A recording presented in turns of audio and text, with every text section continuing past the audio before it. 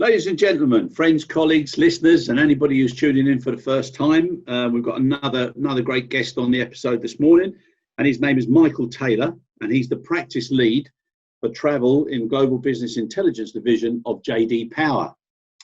Now, we'll find out exactly who J.D.Power are very shortly and why, number one, it's so important to them. So, Michael, welcome. Thank you very much for coming on board. Really appreciate it. Well, thanks for inviting me. But believe you me, it's our pleasure, especially at the moment because of what you do.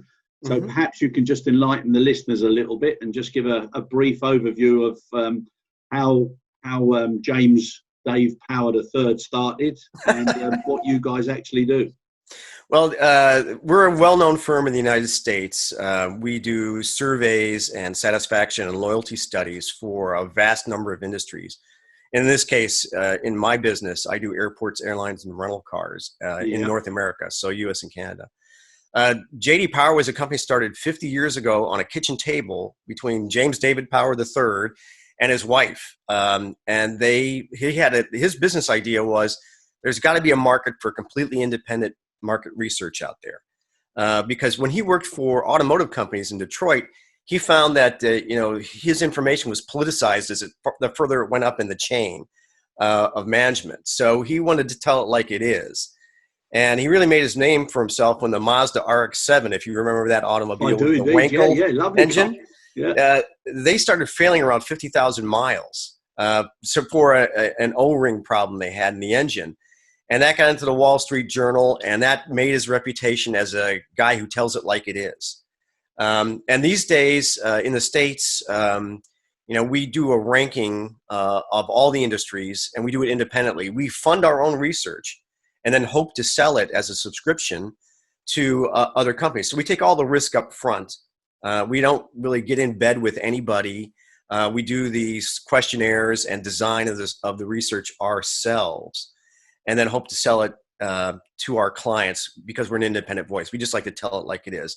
And we do have a press release for most of these things. The recent press release that you've seen is the North American Airlines study, which I run. Yeah. Where Southwest was named the winner in two categories, the long haul and the short haul. And then we have a ranking, JetBlue and Alaska Airlines, all the way down to Frontier and Spirit, which are two smaller airlines that operate in the States. They're basically an ultra low cost carrier. Okay, very good. Now, one of the things, and I said on the opening there, Michael, is about you guys telling it as it is and having independent research, which is important, which obviously would mean why you don't have anybody else helping funding the research. But you're very good at saying who's the best. Mm-hmm. How would I feel if I was number 2 or number 3 on your list? Well, the way we'd hope you feel is you want to understand where you missed it. What is the most important thing that you can do? I think the most valuable thing we do at J.D.Power is give a priority for, in this case, passengers. What are the passenger priorities? What do they value the most? And how do you rank up within each of those factors? So we look at the entire experience from buying a ticket to, getting your bag at the end of the flight, if you happen to check a bag. Yeah. And we mathematically, through regression analysis, give weights to that. The heaviest weight in the airline study is cost and fees. And that's a little bit of explanation needed for that. So it's the cost of the ticket and any fees that you might encounter when you're traveling, like a bag fee. Or being able to pick your own seat if you're buying what we call a basic economy ticket here in the United States. But it doesn't mean that the lowest price always wins. So you can see that in our ranking, the number 1 airline is Southwest, and near the bottom is Frontier and Spirit. And Frontier and Spirit have a business model of flying people cheaply as possible. Yeah. There's not a lot of frills. There's not a lot of excitement in the aircraft. They're all safe, of course. You get to your destination, but really their proposition is getting you from point A to point B as cheaply as possible.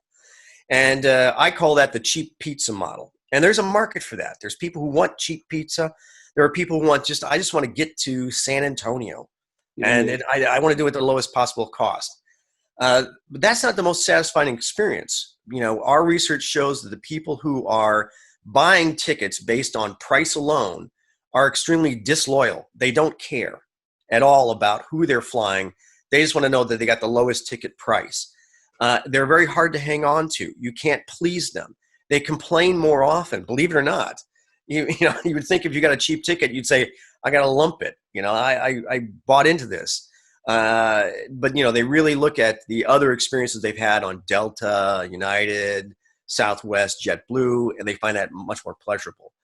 And if I can go on this monologue just a little bit more, it's simply because taking a plane flight, you're sitting in a metal aluminum tube facing in one direction for several hours. That's not the most exciting proposition in the world. So the airlines, last 7-8 years have really made that a much more pleasant experience, at least from an entertainment and food perspective, but a less pleasant experience based on the pitch, how many seats are in an aircraft. And it's really a business. You can trade satisfaction for profitability. That's what I'm constantly talking to our clients about is, it's nice to win the J.D.Power award. Here's why Southwest or JetBlue wins it, or here's why Alaska Airlines has won it, and here's why you're not winning it. And when I give a little lecture, sometimes I'll have an executive say, well, how do I win it? What do I have to do? Well, if you drop your bag fee, and then they go white because that's $200 million of revenue to them. And like, well, you're asking me how to do it. This is how you do it. Yeah.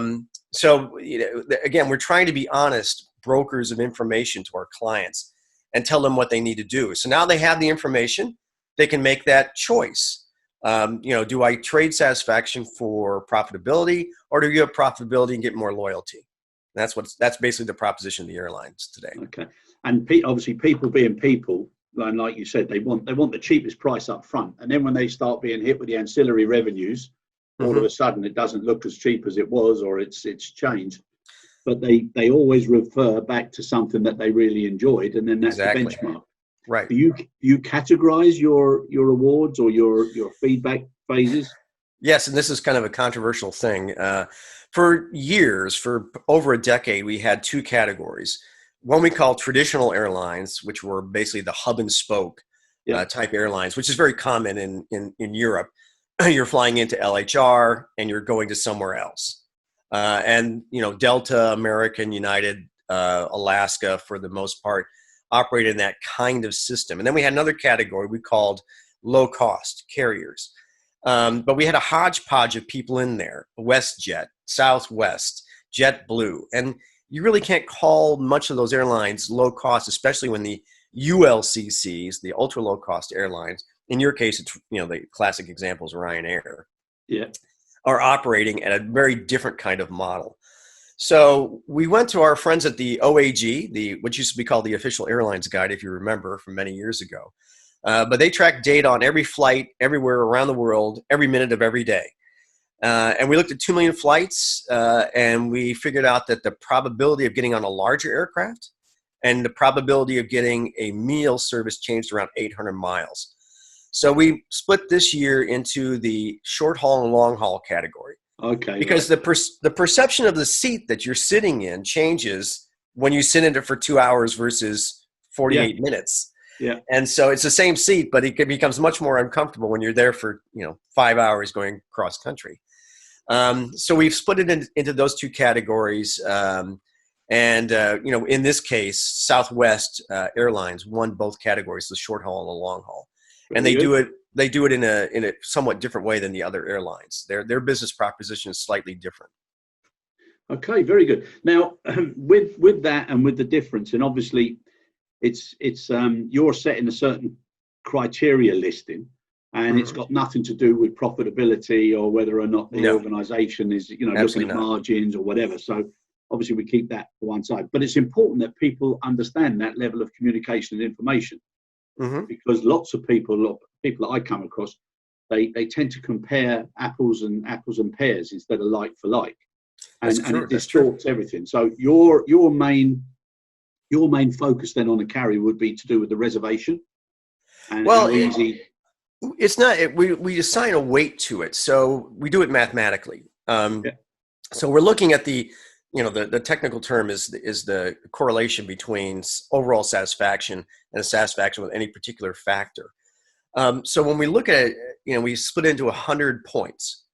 Yep. So for example, in the short haul category, less than 800 miles, cost and fees is 23% of satisfaction.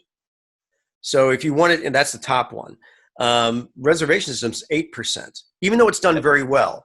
The other thing we find in J.D.Power research is that when things start being done very well, the importance of that factor shrinks. Yeah, so people take it for granted. Yeah, because people come to expect, a high standard of service. And the airlines have been doing, believe it or not, been doing a fantastic job of that in the last 10 years or so. Their on-time performance, the fact that they don't lose bags, the fact that they hardly deny boarding to anyone anymore, that they have very few complaints being registered with, the Federal Aviation Administration here in the United States. They've all been performing very well in those capacities because they have algorithms now and artificial intelligence that does a fantastic job forecasting exactly who's going to show up, for that particular flight. And so they're able to forecast very well filling that aircraft. And that has led to profitability. This is why they're making billions of dollars up until this COVID crisis has hit. But the reservation system has done extraordinarily well. If you think about how we did it 20 years ago, you'd call up a travel agent. She would look at some screen or look through a book and tell you can get to Peoria, Illinois by going through O'Hare and leaving LaGuardia at such and such a time. And today we're doing it all ourselves. And, we're getting a list, from top to bottom. Usually people sort that list according to price. And that's where things like Ryanair, airlines here in the United States, the ultra low cost, and also the bigs, Delta, American, United, have switched to something called basic economy because it's really built on how people shop for that ticket.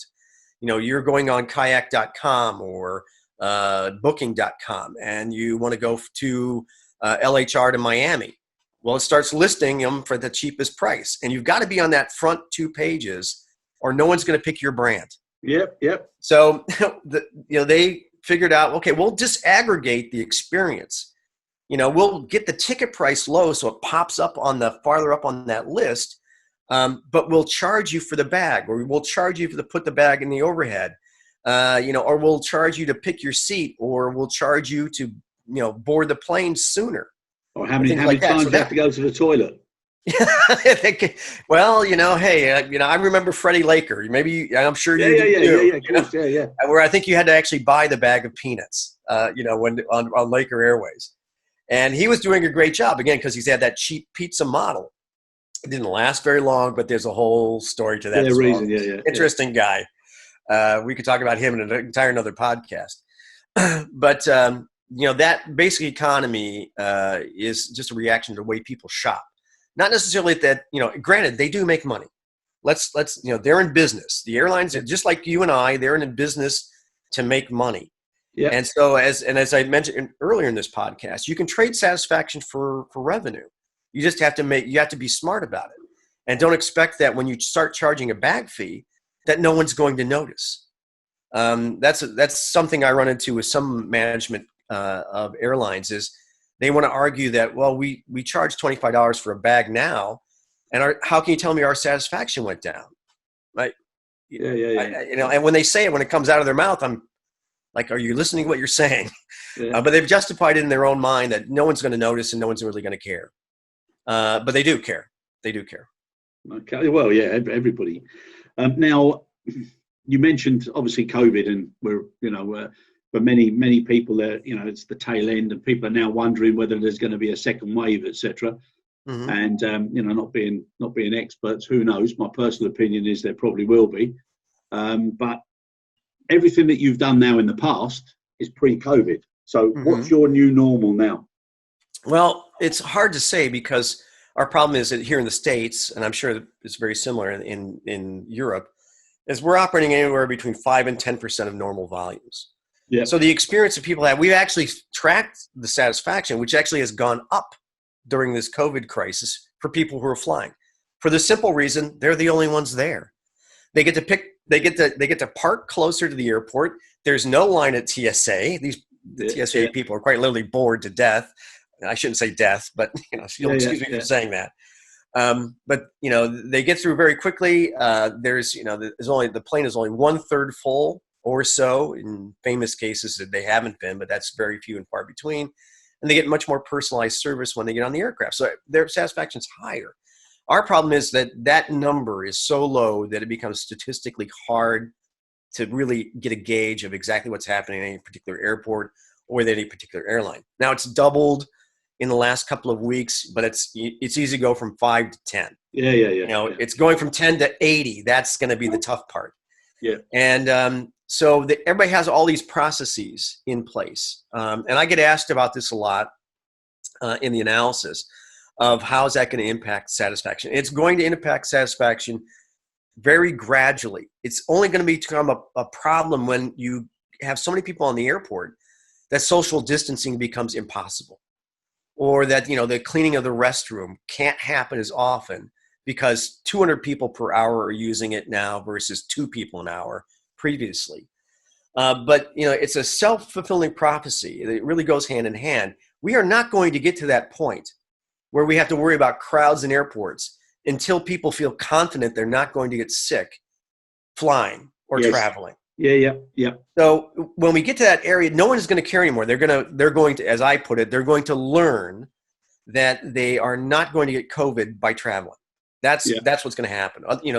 This as I tell all of our clients and everybody else, all epidemics end, all of them, and this one will as well. And we're going to have a regression to the mean eventually. Now that's going to take many months to years to happen, but we're going to go back to you're going to hopefully a year and a half from now, 2 years from now, we'll look around and say, wow, do you remember that whole COVID thing when we all wore masks and all stood 6 feet apart and we were worried about getting on an aircraft? Wasn't that funny? Wasn't that very, that was so long ago, it's become laughable now. And I believe we'll get to that point. That's my prediction. We, at J.D.Power, we look at numbers a lot and interpret those numbers, but what we're really looking at is human behavior. Why do people react to the things that happen while they're traveling, or the propositions that airlines have for them about charging their bag, or having a hot meal, or getting a free drink, or for example, having the airline call them by their first name, which by the way, has the same effect as buying an alcoholic drink in our data. So if you can say, Chris, thanks for flying, on our airlines, that is good enough as giving you a shot of Lagavulin. And I can prove that to you mathematically, by the way. It's not just Mike Taylor's conjecture. So we're going to get around, human behavior is hard to change. As I tell all of our clients, you can either work with human behavior or work against it. One way is a lot easier than the other. Yeah. And so human behavior being what it is, we are, a year and a half now, hopefully 2 years from now, we'll look back on this and chuckle about it. It's very serious right now. People are scared. They're concerned, but they're going to learn they won't die by traveling. And we'll get back to that, that normal kind of human behavior once that learning occurs. Yeah, that balance between confidence and fear is where everybody's pitching their own risk at the moment. Mm-hmm. But let me ask you now, something I think that's having an effect on people is they're remembering what people did or what people do in a crisis. Mm-hmm. So at the moment, a lot of people are really frustrated with the fact that they can't get their refunds. Right. So obviously companies, they need cash flow, and they're also affected by the reduction in staff who are online because people are working from home or they're furloughed or whatever, so they can't do the processing as quickly as they would have done. And obviously the numbers of cancellations are so much higher. Mm-hmm. The refund level is through the roof. Mm-hmm. But the ones who are almost looking as if they're using it as a way to maintain their cash flow and not doing the things right, I think people will remember that afterwards. In a normal year, as I mentioned before, the biggest impact on satisfaction is cost and fees. And Southwest Airlines does very well in that area in the United States. Yeah. But if you looked at it objectively, they're not any different on a standardized segment, which is something like 1,300 miles of air travel. Their price is not much different than American or Delta or United. But they have a halo effect because exactly what you're talking about, Chris, which is they don't charge a fee for you to change your ticket. If you were on United, Delta, American, you can be charged $200 or more just to change your ticket. Exactly. And people feel that's not fair. Now, that's a huge cash generator for the airlines. And they don't want to give that up. And so during this crisis, they've learned in their normal business operations that those fees sustain them for a while, especially when business drops a little bit. Yeah. So that's why some of them are hanging on to it. But people do remember, how fairly they were treated. And that's why Southwest wins, despite the fact that the ticket price really isn't much different than the others. But it's the halo effect of, we're going to treat you right. We're not going to charge you for a bag. Bags fly free is part of their marketing pitch. And then we're not going to charge you a change fee because we just don't think that's fair. Yeah. And, that is why they win that, cost and fees category, despite the fact that they're priced no differently than anyone else. Yeah, just the way they do it. Exactly. Their thing is, we're going to treat you fairly. Yeah. And that has a lot of currency with flyers. And so, but again, everybody's got their business procedures. They've got their own baseline that they're starting from.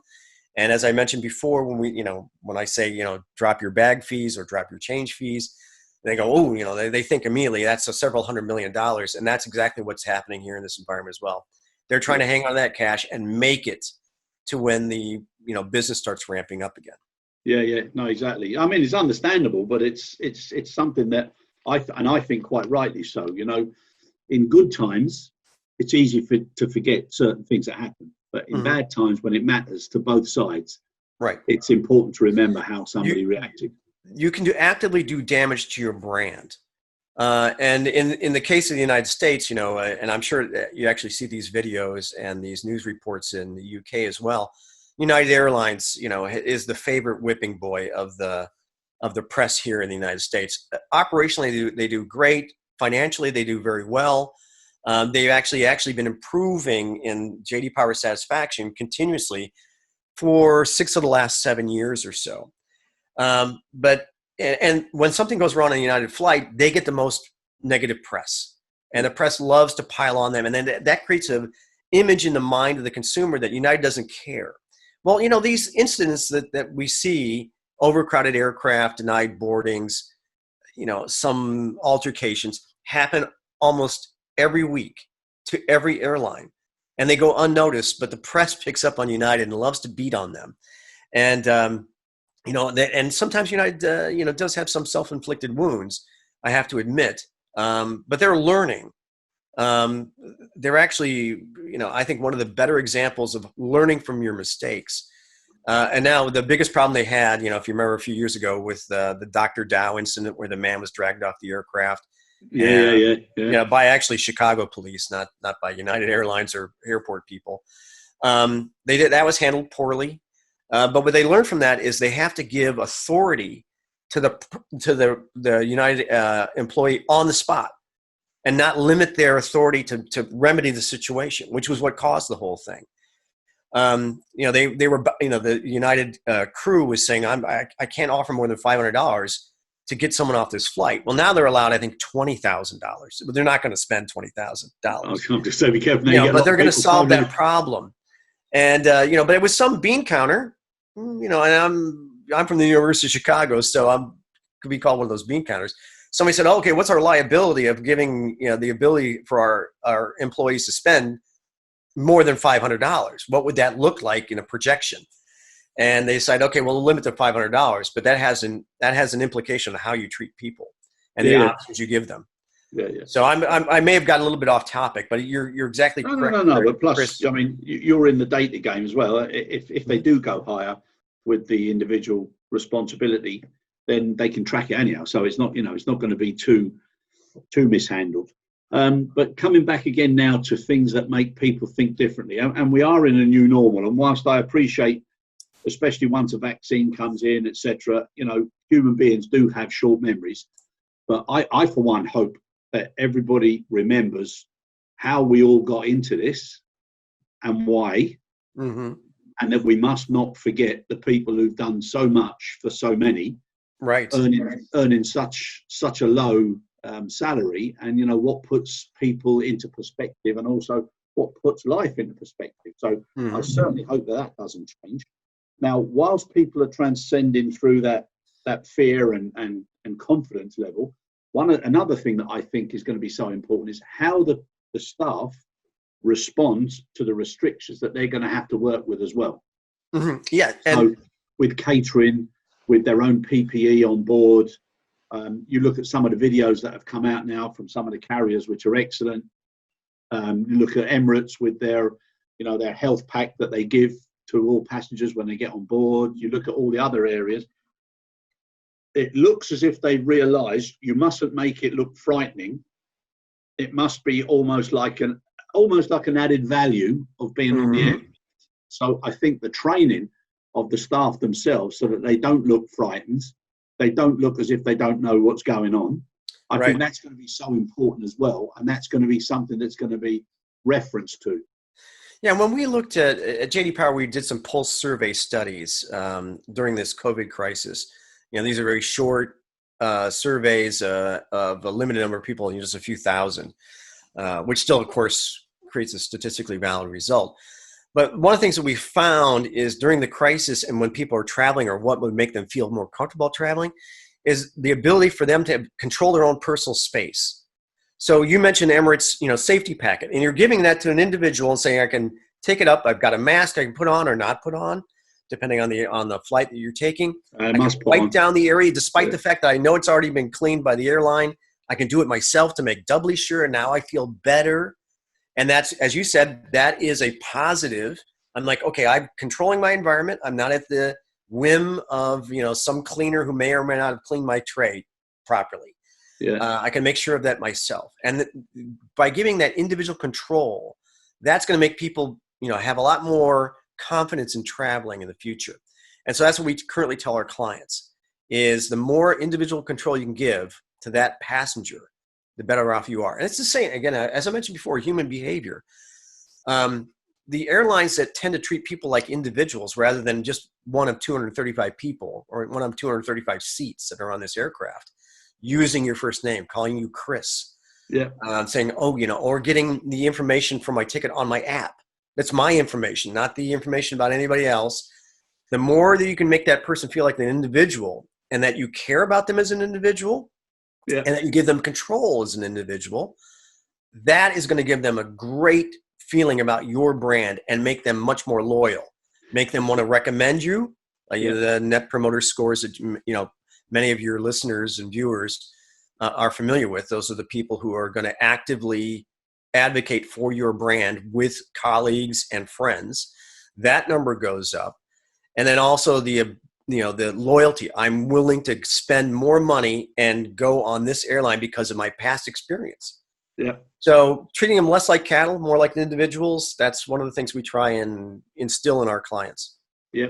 I also think, Michael, you mentioned there about the mask. I think it's going to be so important as well, how the crews and the ground staff, how they control situations and how they control the calmness that's necessary for people to feel much more confident. Now, I've already read stories, and I've had some people who've given me experiences that they've had, whereby they've got onto the aircraft and somebody next to them has got a little cough or whatever, but they're not wearing a mask.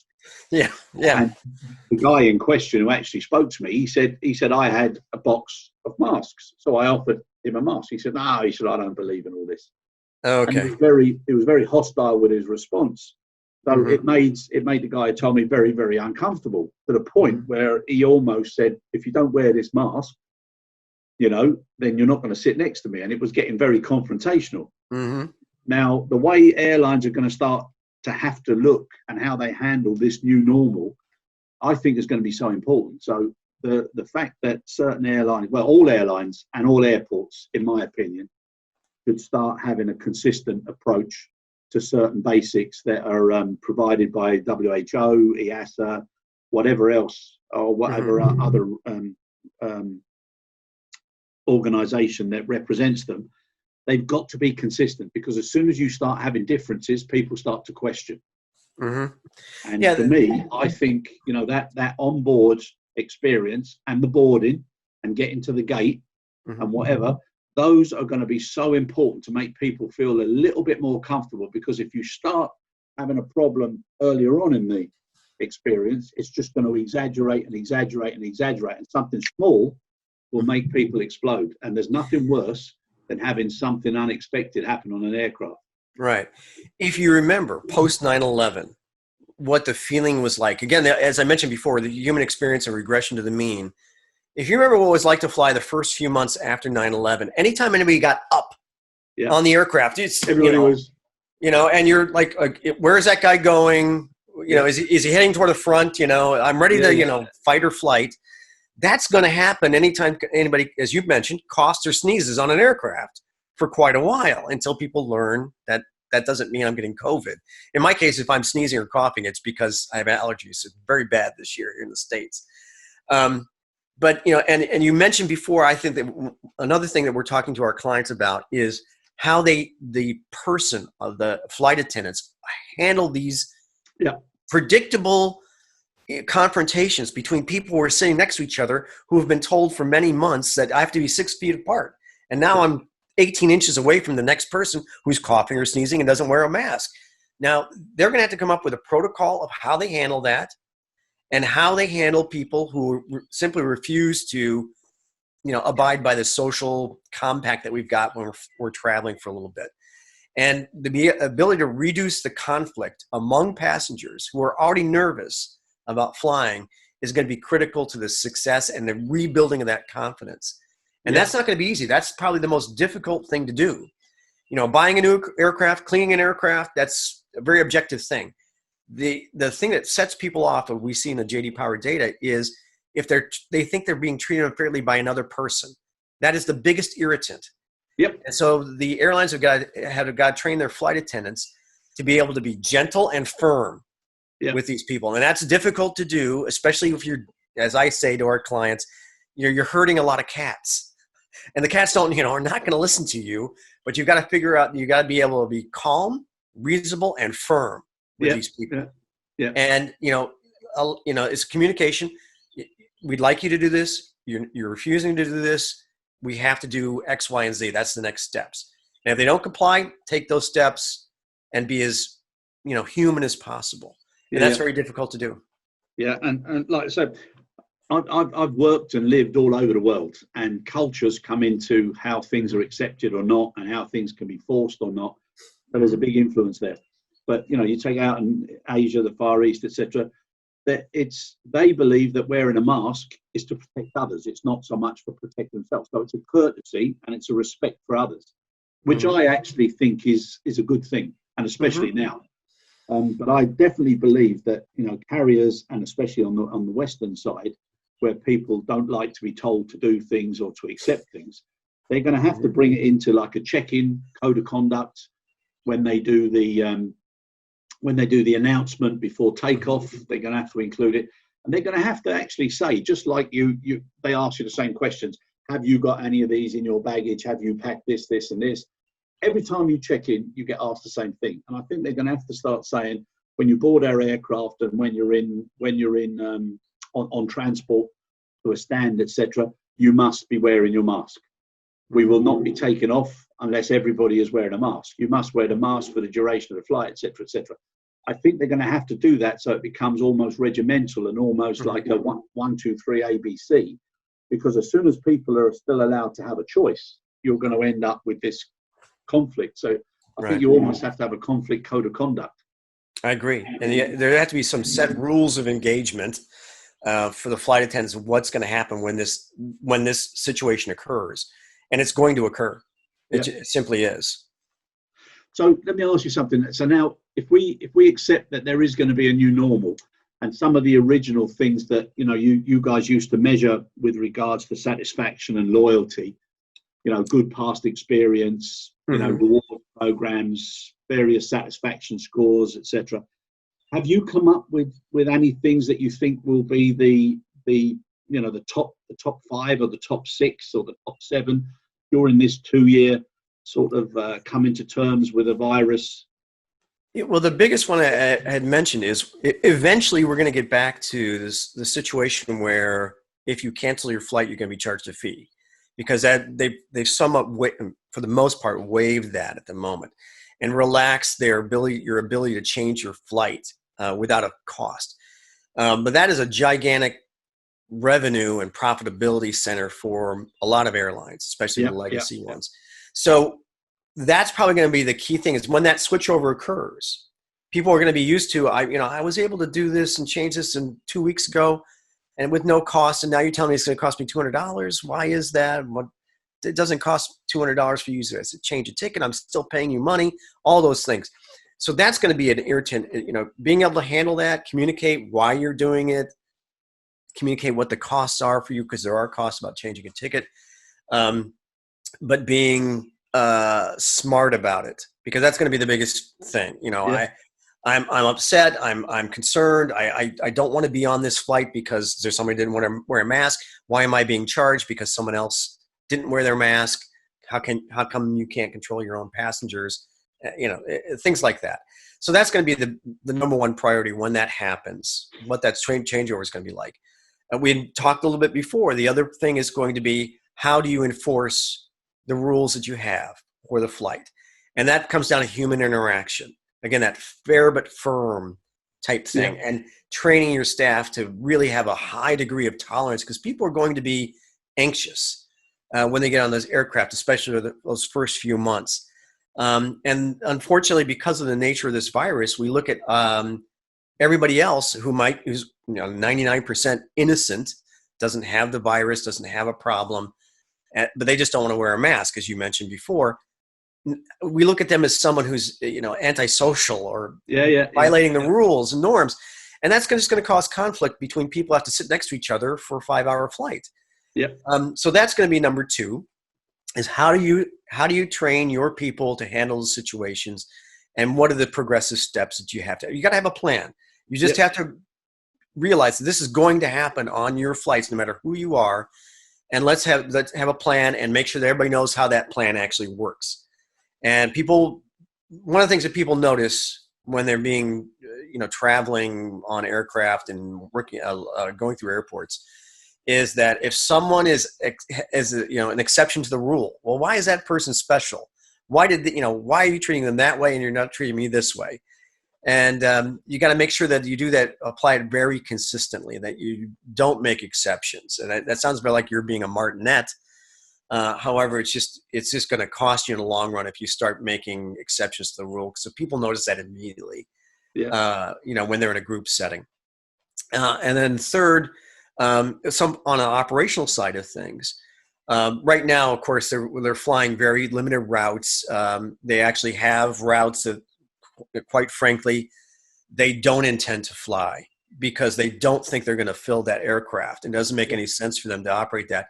And as we get out of this, PPP, CARES Act thing where, the federal government's been kind of stopgapping, giving cash to airlines, and they're going to have to do it on their own, they're going to really be concerned about the cost of that flight that goes from, Chicago to Peoria, Illinois. Do we really need to fly that when there's 4 people on that aircraft, when we need 26 to make it profitable? Yeah. And so handling that's also going to cause a lot of problem, because you're going to interrupt everybody's plans. The worst thing you can do is cancel a flight in a normal time. And that's going to be something that's going to happen on a much more regular basis as we come out of this crisis, and when the airlines are on their own and need to preserve their cash and need to, get to profitability. And you're going to cause problems like that. So you got to have a plan, got to expect it to happen, and you got to have steps that you're going to take. And apply those rigorously. And you're going to take some arrows. You're not going to make everybody happy. It's impossible to make everybody happy. I think there's a huge opportunity now and you use the term fair but firm. I think that needs to be now maneuvered across into how marketing and advertising and straightforward conditions are expressed, because a lot of people do feel like if you go along and you're looking at your booking, you've got your different types of prices, you don't necessarily look down at the small print to see whether this can or can't be changed within X amount of days or whatever, and that's when the conflict happens. And I think now is the time to introduce that, fair but firm approach, but have a much more transparent and a much more illuminated approach to what will affect you if you don't follow these particular guidelines. I had mentioned basic economy before, and several airlines have introduced basic economy, which again is stripping out all those the bag fee, the overhead bag fee, choosing my seat, where am I in the boarding process? When airlines introduced that a few years ago, they did a very poor job of communicating to the passenger what they were buying and what they could expect. And in certain cases, with certain airlines, it didn't go very well. Yep. And they had to retract it for a while, and they went back to offering basic economy. But what you just described is the framework they need to learn from that past mistake. They have to let people know these are the rules now for when you fly on this aircraft. If you've got to accept this, if you're buying this ticket, and we're going to expect you to wear a mask, or we're going to expect you to do X, Y, and Z and obey the flight attendants. And that's got to be communicated up front. Now, the airlines have done a much better job communicating what a basic economy ticket is. So when people get to the airport, they know what to expect. I didn't pay for the bag. Now I've got to pay for it, or I don't bring a bag, those kinds of things. But they need to communicate it, and they have in the past not done a great job of that. Yeah. So they just simply need to do a much better job saying, these are your expectations. These are the rules we expect you to live by when you fly on this airline. Yeah, no, I 100% agree. And I think that whole transparency of communication and information is so important. And, it's a little bit like, even for the people who are on the check-in, people who are on the transport, people who are on the actual aircraft themselves, they almost have to teach and don't tell, show, don't shout. There's got to be a totally different approach, because I'm going to steal that, Chris. That's good. You're welcome. Some of the things that, I see, it's so condescending and rude, and I think to myself, if you don't actually enjoy what you're doing, don't do it. Right. But now even more so. And when you look at, people who are nurses, doctors, cleaners, all those people who have to do that job and who actually care about that job, everybody now should learn from that. And they should care a lot more about what they're doing and be a lot more educational with the way they interact with customers who are actually paying for their salaries and their livelihoods. So for me, the information and communication now, and that almost overt focus on being firm but fair, or fair but firm, it avoids all that conflict afterwards. Because I see people, nobody reads that small print, you always hide things, and then bang, goes crazy. So I think it's important now to really, really be upfront and say, even before you click with your credit card, and then even when you confirm with your credit card, you should have a little box that pops up and says, this is what you are agreeing to do. Yeah. And then when you're going for your flight, you have the same sort of thing that says, when you board this aircraft, in consideration for all other passengers, you shall do this, you shall do that, you shall do this. Anybody who refuses to do this can have the following. I just think it's so important now to get that right. Right. I'm in total 100% agreement. Now let's hope that they do it. Yeah. Please God, it make it a lot easier. Listen, Michael, we're coming to the end of the podcast, so I really, really appreciate you coming on. Thank you very, very much.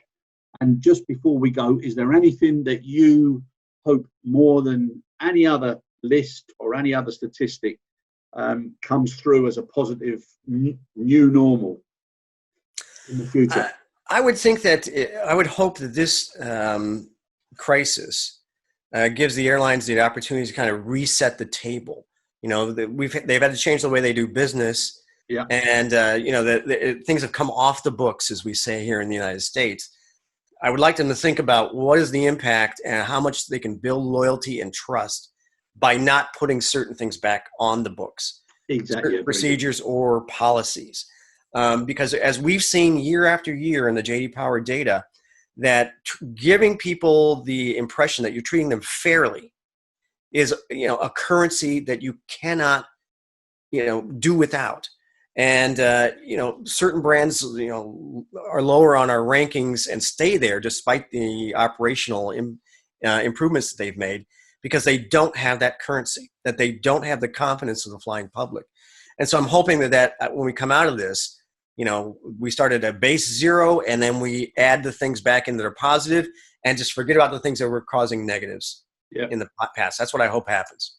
Yeah, it's an opportunity to clean up and be a lot more cleaner moving forward. Exactly. Excuse me. Quite right. Just coughing there on screen. Not COVID, right? If I'd have been sitting in the room with you, I'd have been having my mask on. Yeah. Listen, Michael, thank you so much. It's a You're quite welcome. great pleasure having you on, and everything that you guys do with your independent research and making people feel special. And in business, it's very important to win, but also to have clarity of the decisions you make. And then if they're successful, it's not always necessary to be the first. Mm-hmm. Well, I've enjoyed this very much. But it is nice. Yes, it is. Really appreciate it, Michael. Thank you so much. All right, you're quite welcome, Chris. Thank you.